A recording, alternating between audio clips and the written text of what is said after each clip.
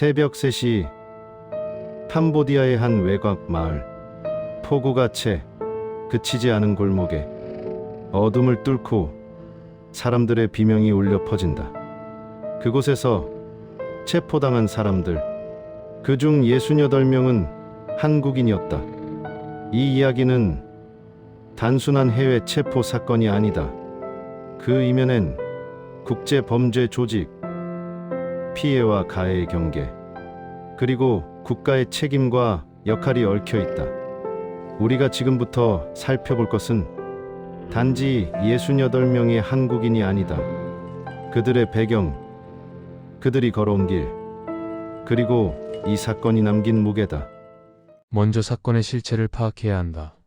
2025년 10월 캄보디아의 수도 프놈펜 인근 지역에서 현지 경찰은 대규모 단속을 감행했다. 표면적으로는 불법 체류자 단속처럼 보였지만 현장에서 드러난 진실은 훨씬 복잡했다. 그 단속의 중심에선 한국인 68명이 있었다. 단순한 여행자나 교민이 아니었다. 이들은 불법 온라인 범죄 조직과 연결되어 있었다는 혐의를 받았다. 보이스피싱, 유사 투자 사기, 가상화폐 기반 불법 수익 활동 등 여러 형태의 범죄 활동에 연루되었다는 것이다. 이 사건이 충격적인 이유는 한국인 다수가 해외 콜센터형 조직의 일원이라는 사실이 공공연하게 떠돌기 시작했다는 점이다. 그간 해외 한국인 범죄 연루 보도는 있었지만 이렇게 대규모로 그리고 조직적 차원에서 나타난 것은 언론과 대중 모두를 놀라게 했다. 이 68명의 한국인은 단순히 불법 체류자도 아니고 단순 용의자 정도로 쉽게 설명될 수 없다. 그들은 콜센터 조직 일원 또는 관리 자금 역할에 관여했다는 혐의를 받는다. 몇몇은 전화 통화 라인 운영, 금융 계좌 관리, 자금 흐름 조정, 심지어는 조직원 간의 지휘 역할까지 맡고 있었다고 전해진다. 하지만 중요한 점은 이들 전원이 모두 동일한 역할을 했던 것은 아니다. 일부는 명백한 공범일 수 있다. 그러나 다른 일부는 조직에 속해 있었다가 이익을 얻은 공범이라기보다는 속아 넘어가 이용된 피해자일 가능성도 있다. 예컨대 좋은 일자리 소개해준다는 말에 현지로 건너왔지만 그곳에서 여건이 압수되고 감금과 강압 속에 일하도록 강요받았다는 증언들이 일부 나왔다. 그들은 코디네이터, 관리 업무를 하라는 압박을 견디며 감시 속에서 일했다는 것이다. 이처럼 피해자와 가해자의 경계가 불분명한 상태에서 한편에선 해외 범죄 조직의 실체가 드러나고 다른 한편에선 이제 한국 정부와 사회가 이 복잡한 실타래를 풀어야 한다는 책임의 무게가 놓인다. 이 사건은 또한 우리 사회에 묻는다. 국경을 넘나드는 범죄 조직과 맞서는 국가는 어떤 역할을 해야 하는가? 해외에서 범죄 조직에 휘말린 국민을 어떻게 보호할 것인가? 피해자인가 공범인가? 그 경계는 어디인가? 이 질문들이 단순한 논쟁을 넘어 국민의 안전, 인간으로서의 존엄, 그리고 국가의 책무와 직결된다. 우리는 범죄자가 아니다. 캄보디아 법의 판단을 받겠다. 그렇게 말하고 그들은 귀국을 거부했다. 68명 중 일부는 송환 의사를 밝히지 않았다. 한국으로 돌아가지 않겠다. 현지에서 재판받겠다는 입장을 고수한 것이다. 그 배경에는 단순한 불복 의사만 있는 게 아니다. 복합적이고 미묘한 감정과 현실이 얽혀 있다. 먼저 이들의 주장부터 살펴보자. 우리는 속았다. 좋은 일자리 소개를 받았다. 그런 말에 현지로 왔지만 그곳에서 여건을 압수당하고 감금 상태에서 일하도록 강요되었다. 이런 증언이 일부에서 나왔다. 그들에 따르면 처음엔 합법적 기업체, IT 회사 채용 공고를 보고 현지로 넘어갔다. 정상적인 업무를 하게 될 줄 알았던 이들은 막상 현지에 도착하니 전화상담센터, 투자권유 콜센터 등 불법 업무에 투입되었다는 것이다. 이에 더해 그들은 귀국 뒤 받게 될 처벌을 우려한다. 한국에서의 법적 조치, 실형 또는 벌금, 그리고 사회적 낙인해외 불법 조직 연루자. 이 모든 것이 두려움으로 작용한다고 한다. 그렇다고 모두가 이렇게 주장하는 건 아니다. 일부는 명백하게 조직의 핵심 역할을 맡았다는 정황도 있다. 관리자급 지휘자 역할, 자금 흐름 책임자, 내외부 조직원 통신망 관리 등 조직 운영 측면에서 결정적인 역할을 했다는 혐의도 있다. 하지만 문제는 이 둘을 명확히 구분하는 것은 현실적으로 매우 어렵다는 점이다. 현지 증거 수집의 한계, 언어문화 장벽, 수사 공조의 어려움 등이 복합적으로 작용한다. 이러한 입장 차이 속에 한국 정부는 전원 귀국 및 국내 조사 원칙을 내걸었다. 그럼에도 전원 송환을 강제하기는 쉽지 않다. 송환을 거부하는 이들이 버티는 동안 외교적 설득, 법적 협의, 공조 체계 구축 등이 병행되어야 한다.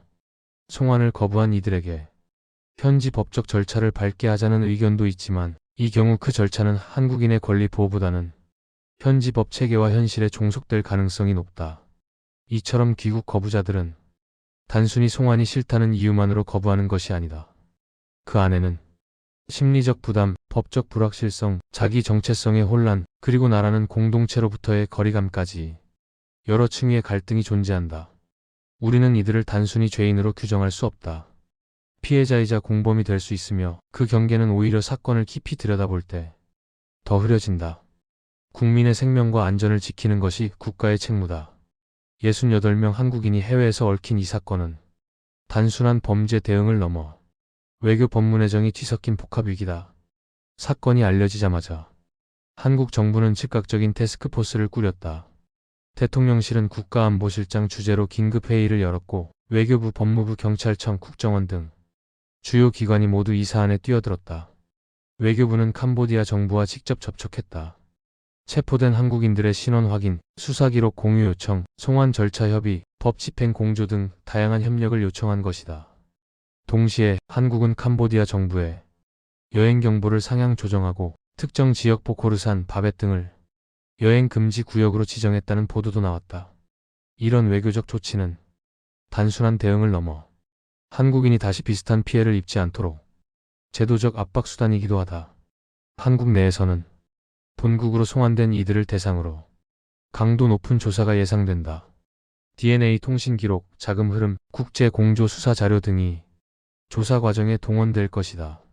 이들은 형사처벌 또는 민사배상 책임을 질 가능성이 높다. 또한 피해자로 주장하는 인원에 대해서는 별도 구제 절차, 진술 청취, 증거 확보 등이 이뤄질 수밖에 없다. 이번 사건의 승부처는 캄보디아 현지 수사기관과의 공조다. 증거 현지 확보, 통신 기록 추적, 조직망의 연결 고리 파악 등이 현지 기관의 협조 없이는 거의 불가능하다. 한국 정부는 캄보디아 당국의 수사관 파견 또는 공동수사팀 구성을 요청했을 가능성이 크다. 또한 국제형사사법 공조 체계를 활용해 증거 제출, 계좌 동결 등 다국가 간 법 집행 협력도 병행할 것이다. 하지만 정부 대응은 수많은 난관과 리스크 위에 놓여 있다. 캄보디아 법체계와 한국 법체계는 달라 현지 재판을 강제할 경우 피의자의 권리 보장 문제나 절차적 공정성 논란이 발생할 수 있다. 일부는 송환을 거부하고 법적 대응을 예고했다. 협상에서 심리전, 법률전, 외교전이 병행될 수 있다. 한국이 지나치게 강압적 대응을 하면 캄보디아 측 여론 반발 또는 외교 마찰이 생길 소지도 있다. 동일한 구금자 중 일부는 명백히 가해자지만 일부는 조직의 하위 구조에 끌려온 피해자일 가능성이 있다. 이들을 일괄 처벌하면 인권 문제 제기가 불가피하다. 이렇게 정부와 여러 기관은 외교, 법무, 치안, 정보 수사 등 다각도로 대응 체계를 가동하고 있다. 국경은 우리를 갈라놓지만 범죄 조직에게 국경은 아무런 의미가 없었다. 어둠 속에서 태어난 조직은 언제나 그늘진 틈을 파고든다. 이들은 법이 약한 나라를 골라 조용히 그러나 치밀하게 세력을 넓혀왔다. 온라인 투자회사, 게임 개발사, IT 콜센터라는 간판 아래 숨은 그들의 본 모습은 사람을 이용하고 돈을 훔치며 영혼을 갉아먹는 산업이었다. 그들은 사람을 고용했다. 하지만 그 고용의 끝은 감금이었다. 좋은 일자리라 속이고 안정된 월급이라 달콤하게 말했지만 그 속엔 덫이 있었다. 현지에 도착하자마자 여권은 빼앗기고 휴대폰은 차단된다. 낯선 언어 속에서 그들은 점점 노예가 되어갔다. 낮에는 통화 스크립트를 외우고 밤에는 송금 계좌를 정리하며 도망칠 수도 도와달라 외칠 수도 없는 현실.